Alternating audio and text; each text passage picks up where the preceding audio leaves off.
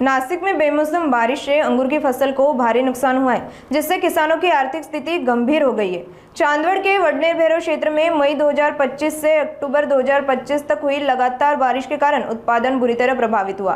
उचित वृद्धि न होने से फसल की गुणवत्ता गिर गई और जहां प्रति एकड़ 3 लाख रुपए खर्च कर 100 क्विंटल उत्पादन की उम्मीद थी, वहां केवल 12 से 15 क्विंटल ही उपज मिल रही है। किसानों का कहना है कि लागत भी नहीं निकल पा रही है, इसलिए सरकार से कर्ज माफी की मांग की गई। तुम्ही आरती दीपक वक्ते राहणार वडनेर भैरव। बर काय शेताच्या मालाच्या संदर्भात द्राक्षाच्या बाग तर काय सांगाल?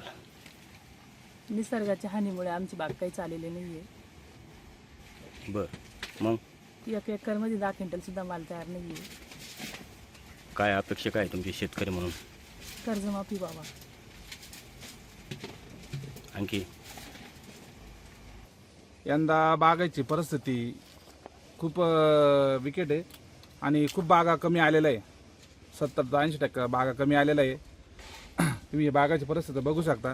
एकरमध्ये 12, 13, 15, 20 क्विंटलच्या वरती माल नाही। त्याच्यामुळं द्राक्षाला मार्केट पण असं फार खूप नाही। असं काय कशामुळं नाही? नैसर्गिक हानी झालेली आहे। मागच्या वर्षी लवकर पाऊस झाला, त्याच्यामुळं काड्यामध्ये गर्भधारणा झाली नाही, त्याच्यामुळे हे माल कमी आलेले आहे। आणि आमची अशीच अपेक्षा आहे सरकारकडं सरकारने कर्जमाफी करावी। खूप खर्च झालेले बागांना। एकरी किती खर्च आलाय असं? एकरी 3 लाखापर्यंत खर्च आहे बागांचा। आमची त्याच्याकरता अशी अपेक्षा आहे का सरकारनं कर्जमाफी करावी। एकरी किती उत्पन्न निघलं सध्या? सध्या एकरी 50-60 हजार लाखाच्या आतच उत्पन्न आहे सगळं। काय अपेक्षा काय तुमची? नाही, आमची अपेक्षा काय नाही। सध्या सरकारने कर्जमाफीच करावी अशी आमची अपेक्षा आहे सगळ्या शेतकऱ्यांची। वडनेर भैरवला 5 एकर शेती आहे। आम्हाला कर्ज भरणं कसं काय हा प्रश्न मोठा अवघड आहे। तर एकरी 10 क्विंटल सुद्धा रान निघालं नाही आहे।